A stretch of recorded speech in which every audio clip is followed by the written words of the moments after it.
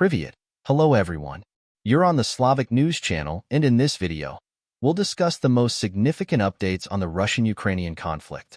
We have a lot of interesting updates, so let's begin. First, we're going to talk about northern Ukraine, specifically the Sumy region. According to Ukrainian sources, the Russian army tried to break through the Sumy region at night. The Ukrainian armed forces had many wounded.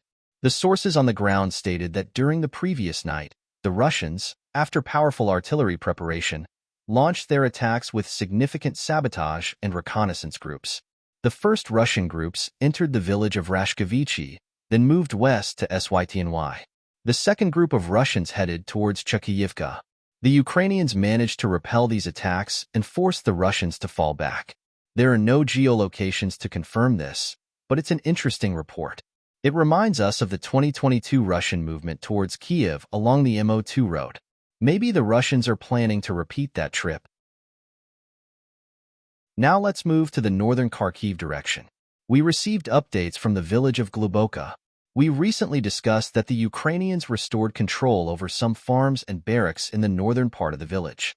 Today, different mappers reported that the Ukrainians improved their positions further north, capturing additional fields and fortifications. Heavy clashes continue in the northern Vovchansk direction. The Russians reported that the Ukrainians made attempts to cross the Vovcha River, but suffered significant losses. There are no changes on the ground, but the Russians claim the Ukrainians are regrouping to resume offensives. We have a video from the village of Staritsa showing the Russians bombing Ukrainian forces.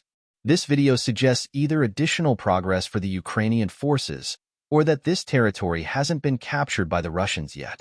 Now let's talk about the Chasiv direction. For the past week or two, there hasn't been much activity, but last night we received significant updates. In the northern direction, Kalinovka and Grigorovka, the Russians established control over fortifications and forests, getting closer to the village. They captured farms in Kalinovka, confirmed by both neutral and pro-Ukrainian mappers. However, last night the most important update and map change is in the central part of Chasiv Yar.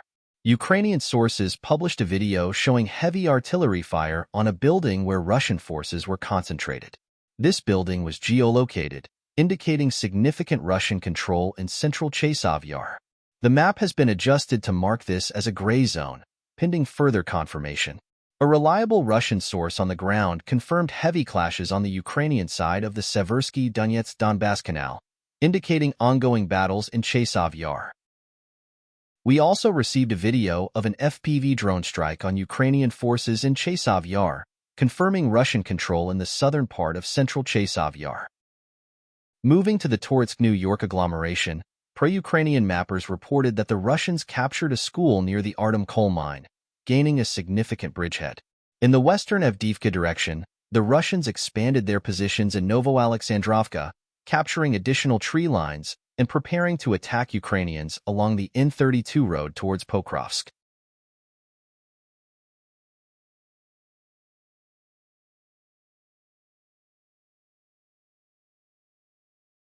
In the South Donetsk direction, we have updates on Russian attacks along the T-0524 road.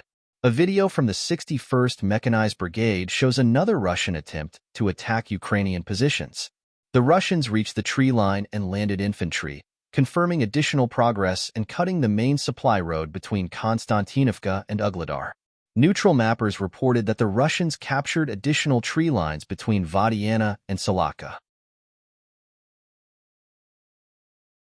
Now, let's talk about political events. Ukrainians are protesting power restrictions in Poltava, blocking roads. Ukrainian police officers are trying to disperse the crowds, but tensions remain high. In Kiev, there are reports that if Trump wins the upcoming U.S. presidential election, the U.S. might impose sanctions on Ukrainian authorities for attacking a church supported by Russia.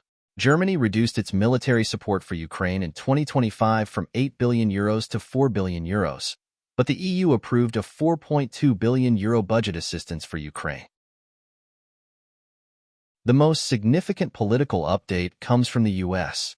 Joe Biden announced he is sick with COVID-19, leading to speculation that he might use this as an excuse to step down from the presidential race, potentially handing the reins of the Democratic Party to another candidate. And that's it for this update.